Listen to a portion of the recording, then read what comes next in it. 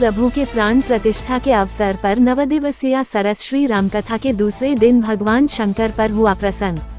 वाराणसी के आजमगढ़ रोड स्थित DK उपवन साईं महावीर बाजार में नवदिवसीय सरस्वती राम कथा 23 से 31 जनवरी तक चल रहा है। कथा के दूसरे दिन प्रेम मूर्ति पूज्य संत श्री प्रेमभूषण जी महाराज के कृपा पात्र राजन जी महाराज के मुख से नवदिवासी सरल श्री राम कथा में भगवान शंकर पर प्रसन्न किए। इतनी ठंडी में भी कथा सुनने वालों की भारी भीड़ उमड़ी रही। इस अवसर पर श्रवण कुमार मिश्रा मिंटू एवं प्रेम यादव ने संयुक्त रूप से कहा कि पूज्य राजन जी महाराज के मुख से श्री राम कथा की अमृत वर्षा का रसपान कर जीवन को कृतार्थ करें। उन्होंने आगे कहा कि 22 तारीख को अयोध्या में भगवान राम के प्राण प्रतिष्ठा के अवसर पर 23 तारीख से कथा का शुभारंभ हुआ है और 31 जनवरी तक ये कथा 1 बजे से 4 बजे तक चलता रहेगा। और सभी काशीवासी और क्षेत्रीय वासियों से अनुरोध भी है कि अधिक से अधिक संख्या में आकर कथा का श्रवण करें और पुण्य के भागीदारी बने। भक्तों और श्रद्धालुओं के लिए बैठने की विशेष व्यवस्था की गई है। ठंड को देखते हुए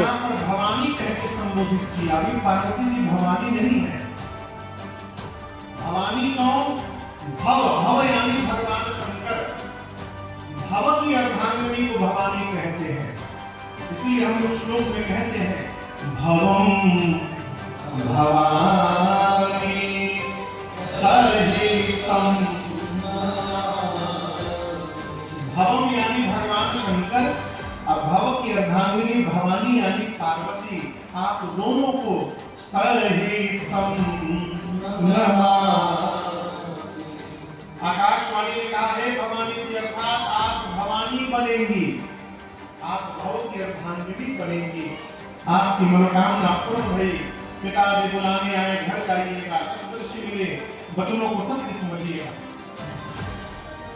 इधर भगवान शंकर को वैराग्य हो गया मां सती के जाने के बाद। कैलाश से निकल पड़े प्रकट है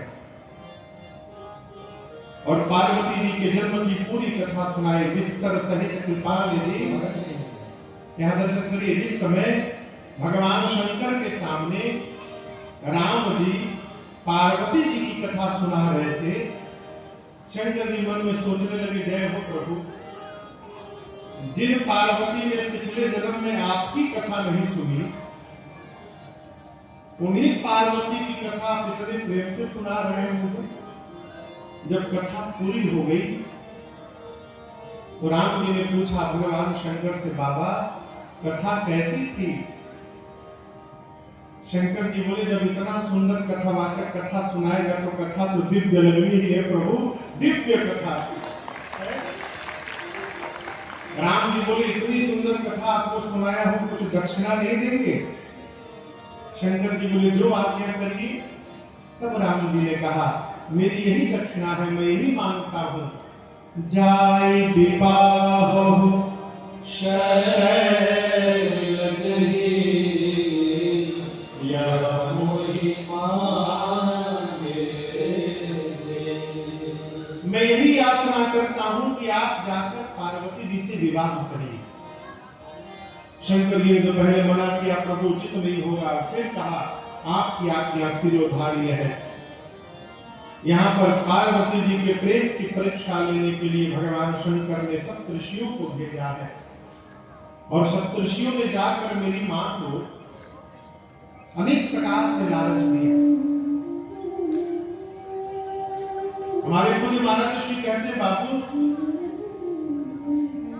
प्रयास किया जाए कि जीवन में हमारी निष्ठा अपरिवर्तनीय होनी है।